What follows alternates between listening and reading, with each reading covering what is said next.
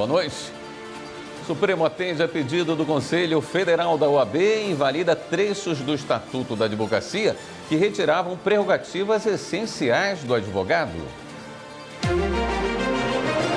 Ministros do STF julgam uma ação que questiona a lei municipal que proíbe a marcha da maconha. O Ministério Público pede a suspensão de norma do Conselho Federal de Medicina que restringe atendimento médico a pessoas trans. Juízes auxiliares temporários fazem força-tarefa para reduzir o acervo de processos da terceira sessão do STJ. O ministro Edson Fachin completa uma década de atuação na Suprema Corte. E ainda, série de reportagens especiais celebra os 20 anos do Conselho Nacional de Justiça e mostra como a criação do CNJ levou o Poder Judiciário a um novo patamar de transparência administrativa e processual. Jornal da Justiça desta segunda-feira, 16 de junho, começa agora.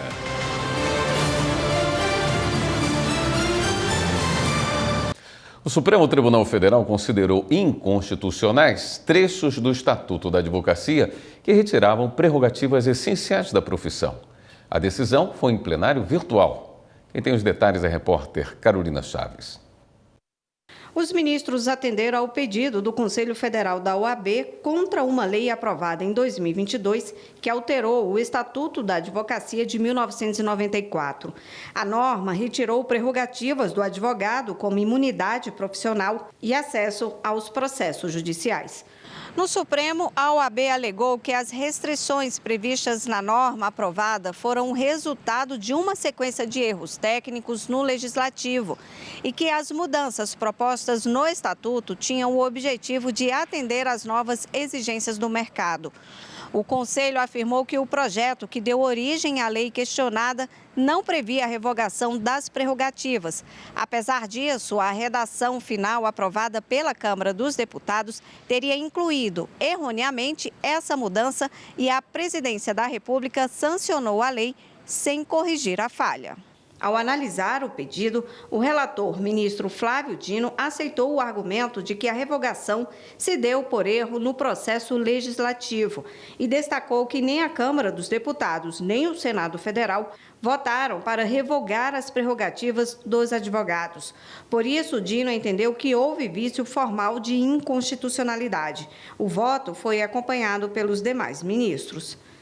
E os ministros do STF julgam também, em sessão do plenário virtual, uma ação que questiona uma lei municipal que proíbe marcha da maconha.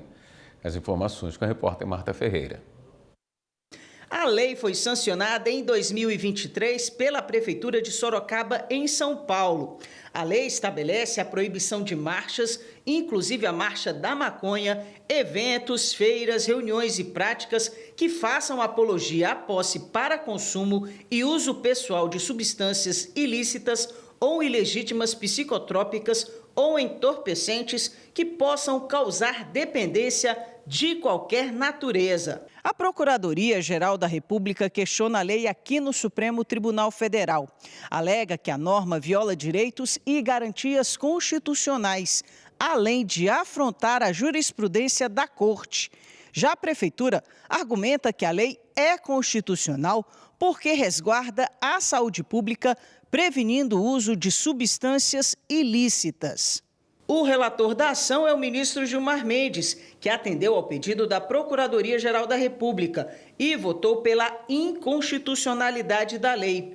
O ministro entende que as motivações e os objetivos dessas manifestações são eminentemente políticos e sociais. Assim, destacou no voto que, diferente de eventos que buscam veicular produtos ou serviços com fins lucrativos, as manifestações acerca da descriminalização de entorpecentes e substâncias ilícitas visam de forma pacífica levantar questões relativas a direitos fundamentais e políticas públicas, com foco na mudança legislativa. A natureza dessas manifestações é, portanto, essencialmente reivindicatória e não comercial. O ministro Alexandre de Moraes acompanhou o voto de Gilmar Mendes. O prazo para os demais ministros apresentarem o voto termina no dia 24 de junho. O interrogatório dos réus por tentativa de golpe de Estado é destaque no podcast Supremo na Semana. O episódio está disponível nas principais plataformas de áudio e no YouTube, como mostra a repórter Evne Araújo. Foram interrogados o ex-presidente Jair Bolsonaro e outros 7 réus da Ação Penal 2668, que apura a tentativa de golpe de Estado. Segundo a denúncia recebida pelo STF, o esquema envolve 32 acusados, organizados em 4 núcleos distintos, conforme o papel que desempenharam na trama. A analista jurídica Hanna Gomes explicou como vai funcionar a próxima fase do julgamento. Agora, com o fim dos interrogatórios, a gente passa à fase de diligências. Se foi comentado sobre algum documento, sobre alguma pessoa que pode ser chamada para complementar um testemunho, se tem alguma prova a ser requerida, se está faltando algum documento que a Polícia Federal pode produzir e juntar ao processo. Outro tema abordado pelo podcast é a continuidade do julgamento conjunto de 2 recursos que discutem a responsabilidade civil das plataformas da internet por conteúdos de terceiros. Na semana passada, votaram os ministros Flávio Dino, Cristiano Zanin, Alexandre de Moraes e Gilmar Mendes. A discussão está prevista para continuar na sessão do dia 25 de junho. Porque o Marco Civil da Internet, ele regula essa coisa, né, das redes, da internet, enfim, mas já é uma lei com mais de 10 anos, né? Esse ponto da responsabilização é que está em foco aqui, não é o marco. A gente tem como, né, tem citado, o marco civil está em julgamento, não. Nesse caso, é só a responsabilização das plataformas, dos provedores, no caso, né, de conteúdos ilícitos sendo divulgados. O episódio também aborda a decisão que confirmou a validade de uma lei do Estado de São Paulo que exige que supermercados, hipermercados e estabelecimentos semelhantes tenham 5% dos carrinhos de compras adaptados para crianças com deficiência ou mobilidade reduzida. O episódio 155 está disponível nas principais plataformas de áudio e no YouTube. Junho é o mês da conscientização da pessoa idosa, uma população que tem crescido cada vez mais e, com ela, muitos desafios. A gente vai mostrar agora o papel do Judiciário para proteger a terceira idade, na reportagem de Pablo Lemos. O número de pessoas idosas com 65 anos ou mais cresceu acima de 57% em 12 anos, segundo o último censo do IBGE de 2022. Já aqueles com 60 anos ou mais chegaram a 32 milhões. Isso representa quase 16% da população do país. Uma fase da vida em que muitos pensam em descansar, enquanto outros querem mais é se ocupar mesmo. Eu faço minhas atividades, eu aprendo, né? E agora também eu estou querendo fazer a faculdade, aí eu estou querendo, tomara que eu passe, né? Que eu passe na redação. Esta associação de idosos no Distrito Federal, há mais de 34 anos, contribui com oficinas de artesanato, inclusão digital, entre outras atividades. Eu gosto muito daqui, é muito bom, é um povo muito atencioso e a gente aprende mais coisas. E tudo que você aprende é bom. Já aprendi várias coisas de além do que eu sabia. Ele vem em busca de atividade, de acolhimento. Tem uns que chegam fragilizados, mas tem uns que chegam bem felizes, né? Animados para fazer as atividades. O avanço da longevidade com qualidade de vida é uma realidade no país, mas contrasta com o aumento de idosos em situação vulnerável, especialmente dentro da própria família. Um levantamento do Conselho Nacional de Justiça mostra que, de 2015 a 2017, foram iniciados em tribunais de diferentes instâncias em todo o país pelo menos 29 mil processos com o assunto crimes previstos no Estatuto do Idoso. De 2015 para 2016, houve um aumento de quase 80% no volume de processos. E para 2017, foi de 25%. O Estatuto do Idoso tem mais de 20 anos e estabelece que processos envolvendo a violação de direitos dessas pessoas devem ter prioridade na tramitação. Mas o Judiciário ainda está se adaptando ao ritmo das demandas. São casos frequentes de violência psicológica, física, patrimonial e de negligência. Nós temos um grande número de violações que estão atreladas à convivência né? Principalmente a convivência intergeracional. Isso é um desafio, porque os números indicam que as violações acontecem normalmente no contexto familiar, o que acaba trazendo uma subnotificação, já que a pessoa que é ofendida, tanto a mãe quanto o pai, normalmente, elas têm uma dificuldade grande de denunciar os seus próprios filhos, né? E às vezes os seus netos. Mas chama a atenção um número de violações institucionais, quando a gente percebe uma quantidade enorme de pessoas que envelhecem, não têm assistência à saúde, têm uma dificuldade de conseguir habitação, também tem uma dificuldade de ser inserido no mercado de trabalho por conta do próprio envelhecimento. Então, existem violências que são violências silenciosas e que acabam aumentando o risco que essa pessoa corre no contexto familiar. O Poder Judiciário tem um papel fundamental na proteção desses direitos. A Central Judicial da Pessoa Idosa é uma mini-rede. Nós trabalhamos conjuntamente com o Ministério Público do Distrito Federal e Territórios e a Defensoria Pública do Distrito Federal na construção mesmo de uma rede de proteção à pessoa idosa.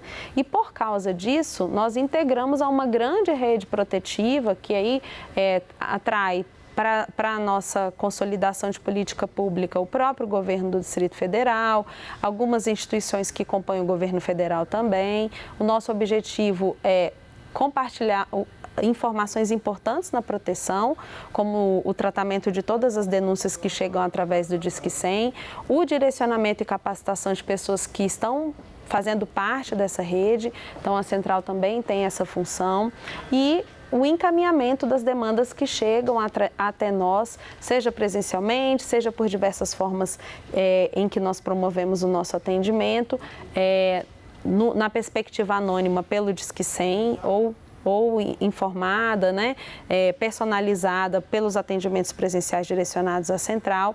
Então, a partir dessa narrativa, a gente consegue trazer um grande direcionamento de proteção por conta da rede que está atuando em colaboração com a Central. A seguir, banco terá que indenizar a advogada por demora na liberação de exames do plano de saúde. E ainda, o Ministério Público pede a suspensão de norma do Conselho Federal de Medicina que restringe atendimento médico a pessoas trans. Voltamos em instantes.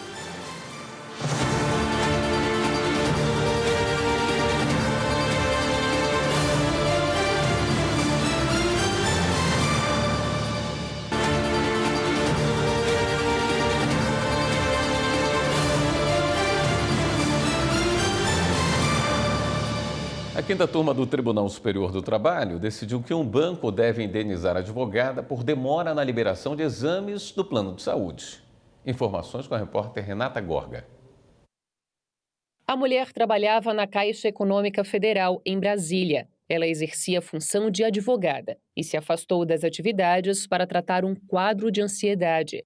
A trabalhadora relatou que, durante o período, foi diagnosticada com aneurisma cerebral e precisava passar por cirurgia de urgência. 4 meses depois do afastamento, a empregada pediu à Previdência Social prorrogação da licença, mas o INSS, Instituto Nacional do Seguro Social, negou o pedido e a considerou apta a retornar ao serviço.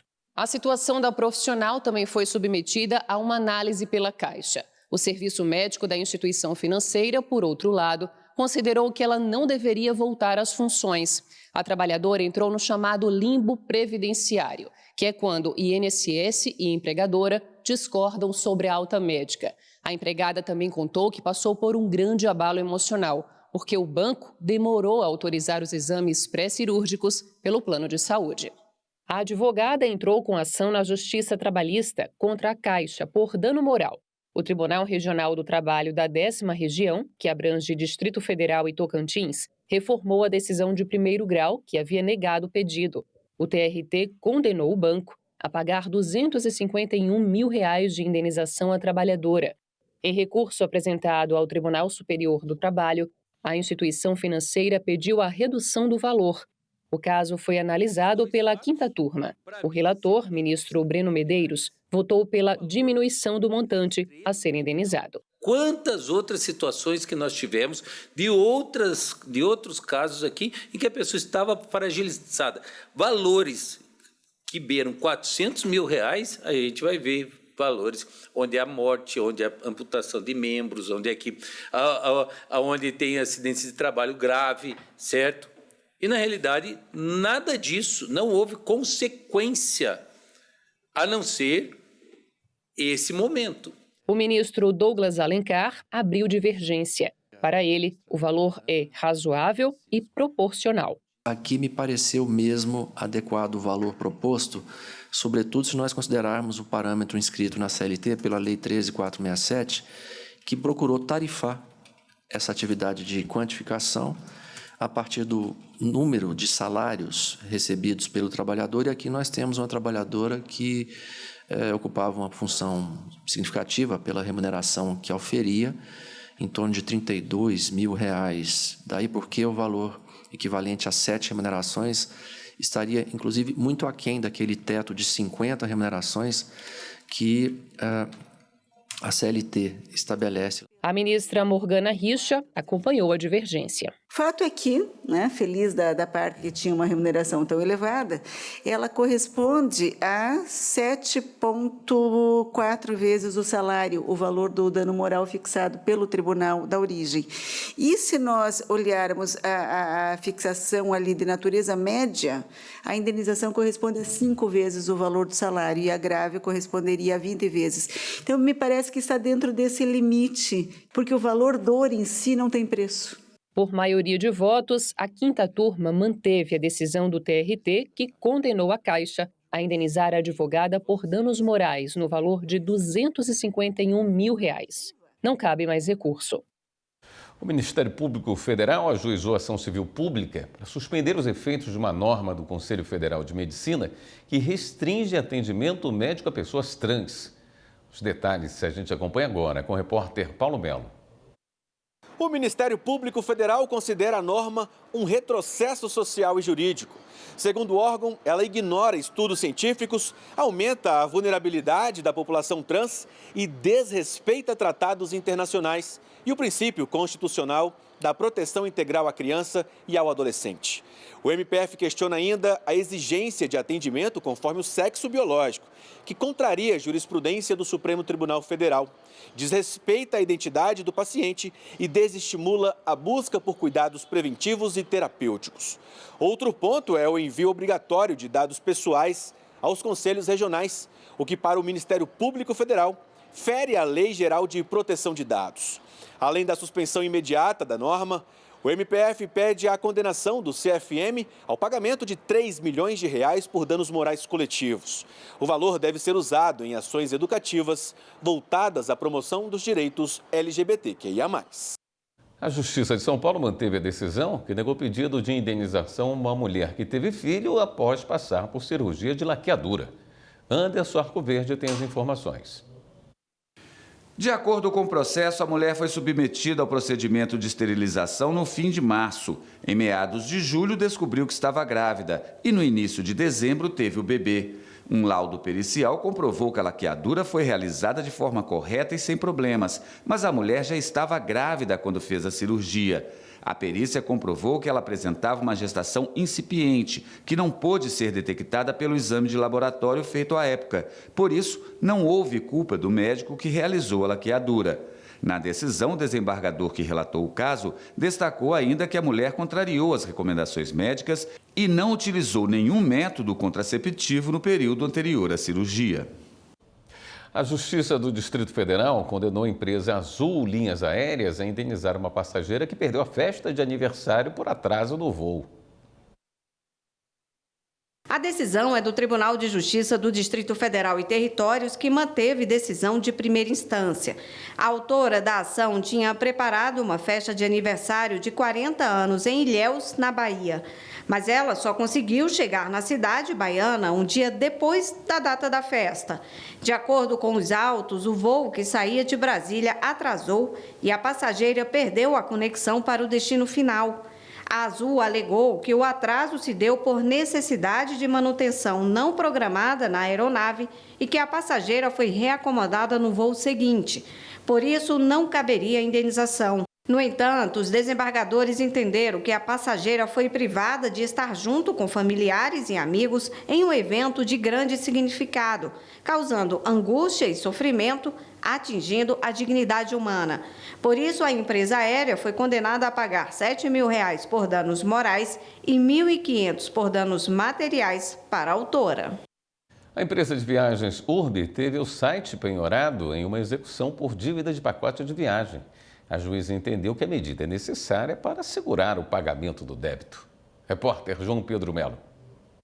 A decisão é da 5ª Vara Cível de Franca, em São Paulo. Foi determinada a penhora do domínio eletrônico para garantir o pagamento de indenização a um consumidor que não teve a viagem feita, já que a empresa não se manifestou dentro do prazo de pagamento voluntário. O caso teve como base a contratação de um pacote de viagens que não foi cumprido pela empresa. Após o trânsito em julgado da sentença, a Urbi foi condenada ao pagamento de indenização por danos materiais. O consumidor pediu o cumprimento da decisão judicial, o que não foi feito. Com isso, foi autorizada a restrição do site. A sentença conclui que, ante a comprovação apresentada, defere-se a penhora sobre o domínio acima, ficando desde já intimada a parte executada da presente decisão, na pessoa do seu advogado, para que, querendo, oponha eventual impugnação ao ato. Com a decisão, o site está fora do ar. Ficou determinado que seja comunicado ao Núcleo de Informação e Coordenação do .br, que é a instituição responsável por gerenciar parte da infraestrutura da internet no Brasil, para que conste a anotação de penhora no registro do domínio. 2 novos desembargadores tomaram posse no Tribunal de Justiça de Minas Gerais. Repórter Fabrício Veloso acompanhou a cerimônia. Os juízes Roberto Ribeiro de Paiva Júnior e Majid Nawef Lauer foram promovidos ao cargo por unanimidade durante sessão do órgão especial. A solenidade de posse aconteceu no Tribunal Pleno, na sede da Corte Mineira, em Belo Horizonte. Os magistrados receberam cumprimentos, fizeram a leitura do termo de compromisso e assinaram o termo de posse. Em seguida, eles foram oficialmente empossados pelo presidente do TJMG, desembargador Luiz Carlos Correia Júnior. É sempre uma grande alegria receber 2 novos colegas na nossa Corte Mineira. 2 colegas experimentados, com mais de 30 anos de carreira, com uma experiência muito grande que certamente vão somar na nossa Corte. Nós completamos agora 149 desembargadores, em breve vamos empossar mais um e teremos o nosso pleno completo com 150 membros e para trabalhar muito com afinco em benefício do povo de Minas Gerais. Roberto Ribeiro de Paiva Júnior ingressou na magistratura em 1993 e atuou em 6 comarcas do interior de Minas. Também foi integrante de turmas recursais e de cursos promovidos pela EGEF e pelo Tribunal Regional Eleitoral. Foi promovido a desembargador pelo critério de antiguidade e vai atuar na 15ª Câmara Cível. É uma coroação do nosso trabalho, da nossa dedicação, do foco e da vocação de trabalhar no Poder Judiciário. É um trabalho árduo, muito solicitado pela sociedade, então é um trabalho que realmente exige muito daquele profissional. Já Majid Nawef Lauer ingressou no Poder Judiciário em 1981 e desde 1992 como juiz. Atuou em 23 comarcas do interior, além de Belo Horizonte. Foi promovido pelo critério de merecimento e vai atuar na 9ª Câmara Criminal. Eu vejo como uma consequência natural. Eu fui um dos primeiros ou primeiro estagiário aqui no tribunal. Estou aqui há 44 anos. Então chegar ao cargo de desembargador, para mim é quase que uma mudança de sala. Mas, ao mesmo tempo, é uma emoção muito grande, a coroa da nossa carreira. E espero continuar fazendo o que eu sempre fiz, que é prestar a jurisdição da melhor forma possível. Durante a solenidade, também foram entregues 7 exemplares do Colar do Mérito Judiciário, a mais alta condecoração da Corte. O Colar do Mérito Judiciário é concedido pelo TJMG desde 1983. São agraciadas pessoas e instituições que se destacam nos serviços prestados à justiça e à cultura jurídica, e principalmente aos desembargadores recém-empossados. A seguir, a gente fala dos projetos de cidadania digital integrada do Judiciário de Mato Grosso. E tem ainda a primeira reportagem da série que celebra os 20 anos do Conselho Nacional de Justiça. Voltamos em instantes.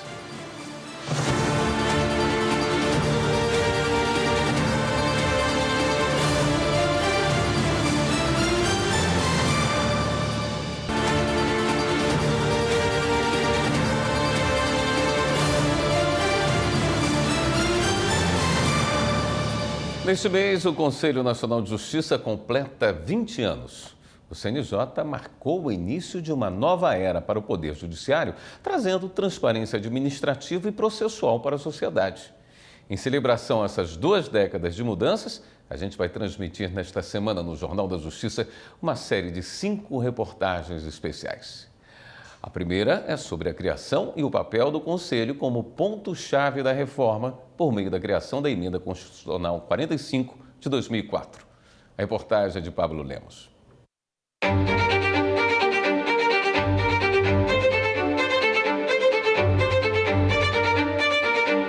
A Emenda Constitucional 45, em 8 de dezembro de 2004, tramitou por 13 anos até ser aprovada no Congresso. Entre as inovações que impactaram o Poder Judiciário foi a criação de um órgão para controlar e administrar todo esse sistema e quem atua nele.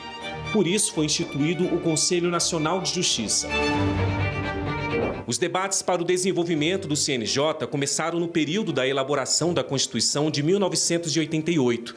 Na época, o judiciário no Brasil já demonstrava a necessidade de uma instituição administrativa própria, mas que também colaborasse com rapidez, transparência e promoção de políticas públicas. A integração entre os tribunais era limitada e havia muitas denúncias de corrupção. A visão nossa era começar a decidir coisas estruturais, não decidir coisas não estruturais. E aí, então, nós enfrentamos um tema que deu problema, que foi o nepotismo. Você nomeava parentes, não sei o quê, como assessor, e às vezes, para minimizar o problema, o desembargador A contratava os parentes do desembargador B, e o desembargador B controlava os parentes do desembargador A no seu gabinete, fazia uma... E aí nós aprovamos a proibição disso. Nelson Jobim, ministro aposentado do Supremo Tribunal Federal, era presidente da Corte quando o Conselho Nacional de Justiça começou a funcionar em 14 de junho de 2005. Durante a solenidade, ele foi empossado como o primeiro presidente do CNJ, junto com os demais 14 conselheiros, por meio de decreto presidencial. Dificuldade para instalar o CNJ, muito grande. Curiosamente, o juiz que eu convidei na época, do juiz federal que eu convidei foi o hoje ministro Flávio Dino. Depois o Flávio foi primeiro diretor-geral do Conselho Nacional de Justiça. Lembro bem que nós, quando fomos, por determinação do ministro Jobim, montar o primeiro projeto Justiça em Números, ainda antes da criação do CNJ, era algo muito artesanal. Havia uma instituição na época chamada Banco Nacional de Dados do Poder Judiciário. E muita precariedade. Então, não havia sequer uma estatística nacional do Poder Judiciário. O projeto Justiça em Números mudou tudo e se tornou a principal fonte de estatísticas do Poder Judiciário. O relatório, que só foi possível com a criação do CNJ, divulga todos os anos o retrato das 91 unidades que compõem esse sistema no Brasil. São informações sobre despesas, produtividade, processos que circulam, além do quadro de magistrados. É uma transparência que há 20 anos retirou a justiça do país de um cenário desconhecido. Então, talvez esse tenha sido o ponto, o botão que foi acionado pela Emenda 45.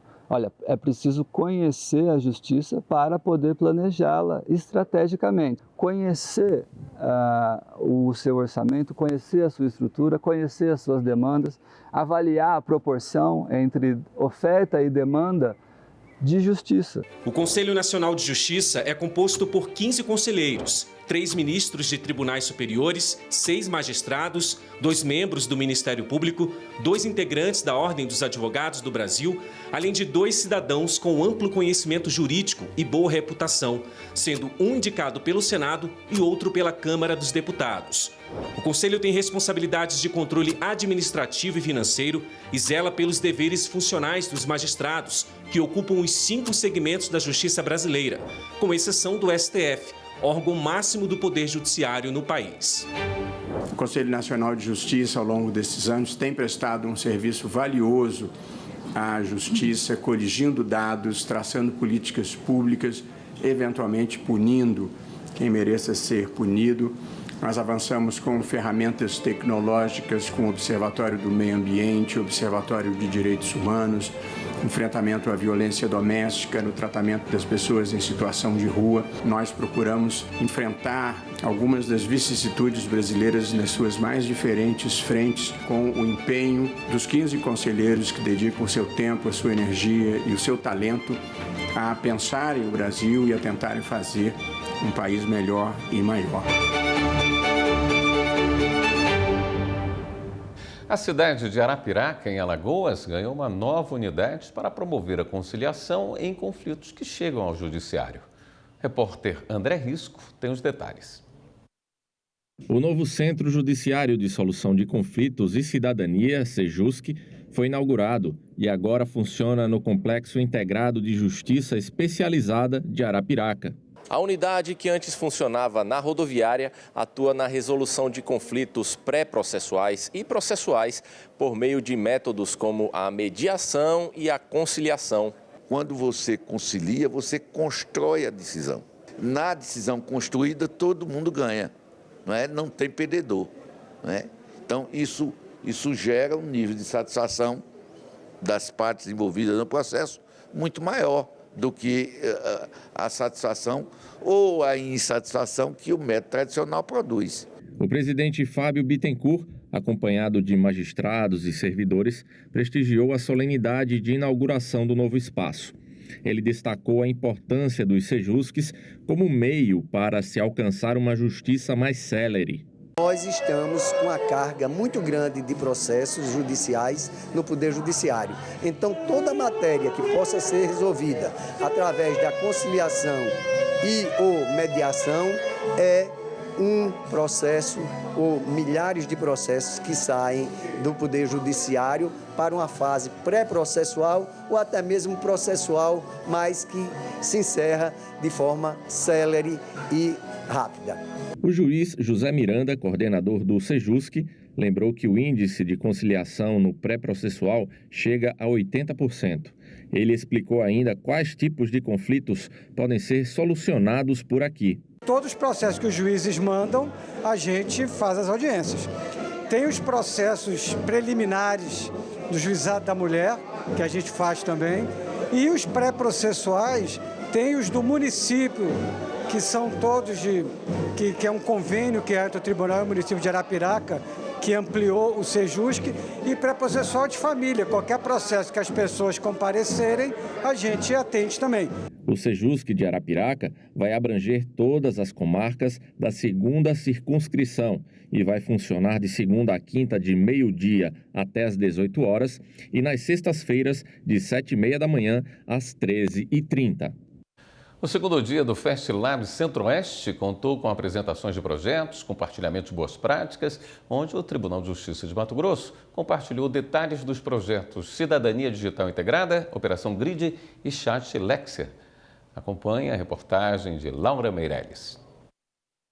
O segundo e último dia do FestLab Centro-Oeste começou com a apresentação de 10 projetos com soluções inovadoras desenvolvidas pelos tribunais participantes. O compartilhamento de boas práticas que tem alcançado excelentes resultados é uma estratégia para melhorar ainda mais a qualidade dos serviços prestados à sociedade. Trabalhar em equipe, trabalhar em conjunto torna o processo menos complexo para chegar a soluções que são relevantes para a população que a gente entrega à jurisdição. O principal propósito desse tipo de evento é justamente de compartilhamento. É a gente mostrar uns para os outros o que nós estamos desenvolvendo, quais que são as nossas dores, quais são as nossas alegrias, qual é o nosso potencial, compreender como que um pode colaborar com o projeto do outro. O Fast Labs reuniu laboratórios de inovação de tribunais estaduais, federais e superiores da região. O TJMT apresentou aos participantes 3 soluções que já estão em desenvolvimento no âmbito do Judiciário Estadual. Os detalhes dos projetos Cidadania Digital Integrada, Operação Grid e Chat Lexia foram compartilhados com o público presente. Depois que nós apresentamos, inclusive para a conselheira, já há um pedido do CNJ para que nós façamos a inclusão da ferramenta na PDPJ, então já vamos tentar abrir essa frente também. Mas também é uma forma de colaborar com todo o ecossistema, dando uma alternativa, uma possibilidade de solução de desenvolvimento de produtos, um em termos de tecnologia e outro em termos de gestão, que é o GRID, para que o Judiciário nacionalmente possa avançar e melhorar a prestação jurisdicional. Ao lado de tantos projetos e ideias boas, como a gente viu aqui no Fast Labs, é muito bom poder compartilhar uma ideia que resolve um problema que todos... É um problema de judiciário, né? Não é um problema do Tribunal do Mato Grosso. E é uma oportunidade, sim, da gente, de repente, construir algo que seja reaproveitável e escalável para outros tribunais. Os resultados e soluções das oficinas criativas realizadas no primeiro dia também foram apresentados. Os membros dos laboratórios de inovação da região puderam acompanhar de perto as soluções propostas por todos os grupos e, ao final do dia, um produto colaborativo foi consolidado pelos participantes e será exposto no Fast Labs Nacional, que será realizado em setembro, no Pará. A seguir, mais de 3 milhões de processos de execução fiscal sem informação do CPF ou do CNPJ do devedor devem ser extintos pela Justiça. E juízes auxiliares temporários fazem força-tarefa para reduzir o acervo de processos da terceira sessão do STJ.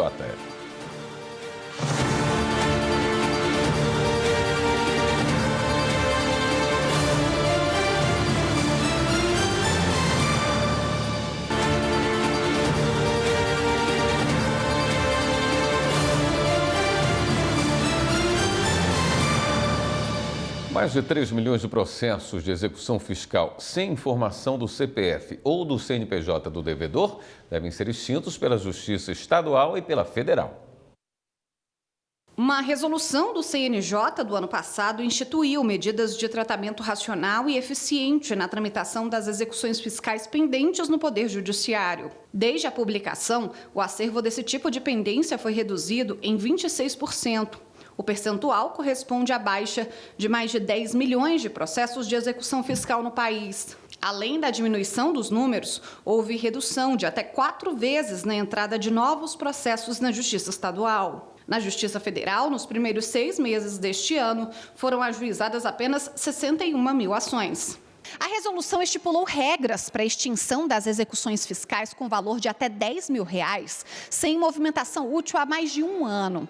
Isso em caso de não serem encontrados bens penhoráveis, citado ou não executado. Na prática, a resolução permite a extinção de dívidas de baixo valor e passou a exigir o protesto por cobrança extrajudicial em cartório antes do ajuizamento de execução fiscal na Justiça. Uma força-tarefa auxilia na redução do acervo de processos da terceira sessão do Superior Tribunal de Justiça. Juízes auxiliares convocados temporariamente já produziram mais de 50 mil minutas de decisões. Repórter Marina Campos. Um apoio necessário e qualificado. Nos últimos 6 meses, os gabinetes dos ministros da terceira sessão do STJ, que julgam processos que envolvem direito penal, tem contado de forma inédita com o apoio de uma verdadeira força-tarefa de juízes auxiliares temporários, com o objetivo de reduzir o acervo de processos. Em outubro do ano passado, antes do início das convocações, o acervo inicial de processos nos gabinetes dos ministros da terceira sessão somava mais de 65 mil, a maioria de habeas corpus e recursos em HCs. Com o trabalho da Força Tarefa, esse quantitativo reduziu em mais de 41%. está atualmente em 37 mil processos. Ou seja, em 147 dias úteis, foram produzidas 340 minutas por dia, que levaram à marca de 50 mil decisões. Esse é um grande esforço que a presidência do STJ está fazendo no sentido de enfrentar realmente, de uma maneira direta, o caos pelo número de processos, de habeas corpus, de recursos na terceira sessão da nossa corte que julga a matéria penal. É uma medida inédita, mas absolutamente imprescindível. Com a convocação, esse cenário com uma avalanche de habeas corpus também mudou. Com a ajuda dos juízes convocados temporariamente pela primeira vez desde 2014, o acervo da terceira sessão do STJ tem mais agravos em recurso especial do que habeas corpus. O cenário é muito ruim, muito ruim. Nós chegamos a receber cerca de 60 habeas corpus por dia, cada ministro. Então é impossível você resolver 60 processos num dia, no dia seguinte mais 60. Por mais que você trabalhasse, a gente não conseguia fazer frente a esse volume. A convocação respeitou critérios de paridade entre juízes federais e estaduais de primeira instância, levando em consideração a proporcionalidade entre as regiões do país e a equidade de gênero e raça. Com o projeto, todos os ministros da terceira sessão registraram redução no acervo de processos. Essa possibilidade de uma troca de experiências entre juízes e ministros é proveitosa para todos nós. Nós vamos conhecer uma realidade que está distante e eles também. Essa contribuição que nós estamos recebendo deles também se reverterá a favor de todos os jurisdicionados à medida em que os juízes de vários estados passarão a ter essa compreensão nacional do que é o sistema de justiça criminal. Esse trabalho é resultado do esforço da justiça comum brasileira no sentido de colaborar com o Tribunal da Cidadania e fazer com que o Tribunal da Cidadania se preocupe efetivamente na construção de precedentes, de teses jurídicas que orientem todo o judiciário brasileiro. Eles vão ajudar a consolidar ainda mais a ideia de um Tribunal da Cidadania, um tribunal que se identifica com a diversidade que o país nos oferece. Esse papel nosso de realinhar, de dar a última interpretação está sendo compartilhado nesse projeto fantástico que tem apresentado resultados assim, extremamente proveitosos. O projeto é um sucesso absoluto, porque ele olhou diretamente naquilo que impedia o gabinete de trabalhar nos processos que entram diariamente. Esse modelo que o presidente Herman criou, ele é muito funcional, muito econômico, um imenso ganho para o jurisdicionado com um ínfimo custo. Só o gabinete do ministro Antônio Saldanha Palheiro reduziu mais da metade do número de processos à espera de uma decisão. Saiu de 8.731 processos para 3.249. Eu faço uma autocrítica que eu, no primeiro momento, não acreditei. E foi uma grata surpresa, porque a adesão foi muito grande, foi volumosa, muitos juízes querendo participar dessa força-tarefa. Durante esse período de convocação, os juízes auxiliares são distribuídos nos gabinetes dos ministros de forma dinâmica, conforme a necessidade de redução do acervo, mas não precisam vir para Brasília. Eles trabalham de maneira remota e, para atuar na força-tarefa, o compromisso aqui não pode prejudicar as atividades normais nos tribunais de origem. O juiz federal Márcio Muniz integra o Tribunal Regional Federal da 2ª Região e participou da primeira etapa da convocação. Eu tinha que acordar mais cedo, trabalhar mais horas, trabalhar depois do horário, trabalhar sábado, domingo, feriado. Eu queria entregar um resultado que justificasse a própria existência da força-tarefa. Em média, cada juiz tem elaborado cerca de 80 minutas por mês. Mas a produtividade do Márcio foi tão surpreendente que ele foi convidado a permanecer no STJ para auxiliar o gabinete do ministro Antônio Saldanha. Eu sempre tenho isso em mente, assim, eu estou com um processo, mas sei que tem outros 5 mil esperando. E aí a gente tem que, lógico, dar a melhor resposta possível para esse processo, mas sem perder de vista que tem outros aguardando e o tempo é cruel, principalmente na área do direito penal. cada processo que está aguardando é a pessoa que está presa há mais tempo, que poderia ter uma pena reduzida e está cumprindo uma pena maior, ou que poderia ser absolvida e continua presa. O papel dos juízes convocados é preparar uma primeira minuta e, após, é revista com muito detalhe por uma assessoria e, posteriormente, é remetida para mais uma revisão pelo ministro relator. A convocação dos juízes auxiliares temporários é feita pela presidência do STJ e deve encerrar em outubro deste ano. Todos os magistrados que foram selecionados têm uma capacidade muito elevada e uma competência reconhecida. Foi exatamente por isso que foram selecionados. Nós recebemos centenas de currículos, fizemos um exame criterioso, detalhado, das capacidades, das experiências anteriores. Então, isso já partimos desse facilitador, porque eram pessoas já de alta qualificação e competência.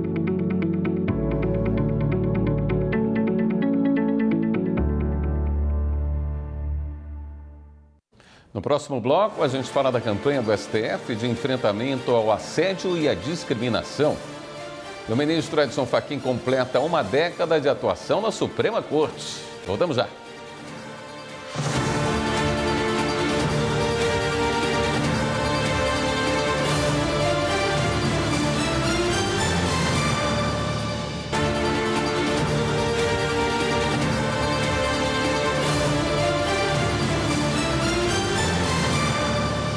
O vice-presidente do STF, ministro Edson Fachin, completou hoje 10 anos de atuação no Supremo. A trajetória de Fachin na Corte se destaca pela defesa dos direitos fundamentais e pelo diálogo constante com a sociedade e o meio jurídico. Em 16 de junho de 2015, Luiz Edson Fachin tomava posse como ministro do Supremo Tribunal Federal. 10 anos depois, o gabinete dele já soma mais de 74 mil decisões. Fachin foi indicado pela então presidente Dilma Rousseff para a vaga deixada por Joaquim Barbosa. Hoje, Fachin é vice-presidente da Corte e vai assumir a presidência do Supremo em setembro, no lugar de Luiz Roberto Barroso. Professor e jurista com carreira marcada pelo direito civil e pelas causas sociais, Fachin criou o projeto Hora da Atualização, que já recebeu mais de 40 pesquisadores do Brasil e do mundo. Foi relator de casos importantes, como a ADPF das favelas, que resultou em um plano para reduzir a letalidade policial no Rio de Janeiro. A decisão dele teve apoio unânime dos ministros e contou com um diálogo entre Estado, sociedade civil e o Supremo. Também relatou a ação que proibiu revistas íntimas vexatórias em visitantes de presídios e o julgamento sobre a uberização do trabalho, que contesta o reconhecimento de vínculo empregatício com motorista de aplicativo. A questão tem repercussão geral reconhecida e ainda aguarda decisão definitiva. Na pauta indígena, Fachin é relator de ações que tratam da proteção de povos isolados e da demarcação de terras. Em 2023, o STF rejeitou, por maioria, a tese do marco temporal. Após a morte de Teori Zavascki, Fachin assumiu a relatoria da Lava Jato. Foi dele o voto que resultou na condenação do ex-presidente Fernando Collor por corrupção passiva e lavagem de dinheiro, por envolvimento em um esquema de corrupção na BR Distribuidora. Outros temas de impacto passaram por Fachin. O ministro suspendeu decretos que flexibilizavam o porte de armas. Foi relator da ação que validou o inquérito das fake news e participou da formulação do voto que enquadra a homotransfobia como crime de racismo. Relatou ainda o julgamento que derrubou normas da Anvisa, que impediam homens gays de doarem sangue, e defendeu a obrigatoriedade da inclusão de pessoas com deficiência nas escolas particulares, sem cobrança extra. Gaúcho de Rondinha, formado em Direito no Paraná, Fachin tem mestrado, doutorado, pós-doutorado e passagens por universidades no Canadá, Alemanha e Reino Unido. Foi professor da Universidade Federal do Paraná e atuou como procurador do Estado por mais de 15 anos. E foi lançado agora há pouco um livro em homenagem aos 10 anos de atuação do ministro Edson Fachin no STF. A trajetória de uma década como ministro da Suprema Corte é contada neste livro, que reúne artigos de assessores e ex-assessores do ministro, além de membros da academia. 10 anos se passaram. Creio que o mundo, tal como o conhecíamos em 2015, feneceu. Hoje, 16 de junho de 2025, é então um dia para renovar um chamamento. Levantemo-nos para reconstruir e reaprender, e o façamos em paz. Espero que esses 10 anos sirvam para evidenciar que, segundo entendo, ser ministro do Supremo Tribunal Federal se trata do exercício de um imperativo moral. É uma obrigação que se assume pela estrita obediência à Constituição, aos direitos humanos e fundamentais. A publicação apresenta diferentes olhares e reflexões acadêmicas sobre a jurisdição constitucional brasileira. O compromisso com os direitos humanos e fundamentais, com a justiça, com a democracia, com a humildade e com a misericórdia, são marcas profundas desses 10 anos de jurisdição constitucional. O prefácio é assinado por Facuri Scaff, professor titular de Direito Financeiro da Universidade de São Paulo. É um fio condutor que leva pelo respeito aos direitos fundamentais, pelo respeito à Constituição, pelo respeito ao ordenamento jurídico presente e mais, com uma contenção de jurisdição no sentido de, sempre que possível e sempre que tiver esta possibilidade de adequação, respeitar os atos legislativos, em vez de invalidá-los de qualquer modo e a qualquer momento. E nesta semana nós também vamos exibir os vídeos de uma campanha de enfrentamento ao assédio e à discriminação. A campanha Respeito não é favor, é direito foi produzida pela Ouvidoria do STF em parceria com a TV Justiça. Vamos ver. Bom dia, Otávio. Bom dia, chefe. Eu preciso daquele documento até às 16 horas pronto, de hoje, ok? Sim, chefe. Eu já estava me organizando para isso. Às 16 horas estará no seu e-mail. E como está aquele documento, hein, Otávio? Tudo sob controle, chefe. Às 16 horas estará no seu e-mail. Quanto tempo leva para você terminar aquele documento? Que isso, dona Gisele? Já disse que estará pronto no horário combinado.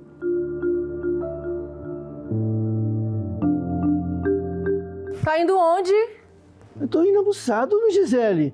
A senhora quer o quê? Que eu envie uma selfie para a senhora quando eu chegar lá? Ah, acho ótimo. Aguarda a selfie em 15 minutos.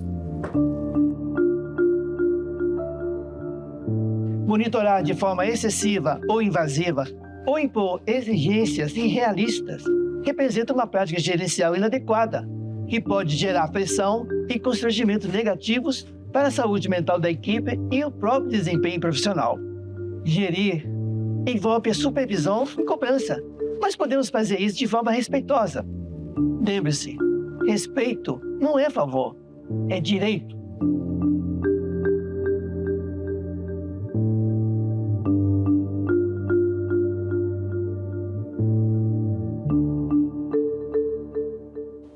O Jornal da Justiça fica por aqui. Bom início de semana para você. Até amanhã.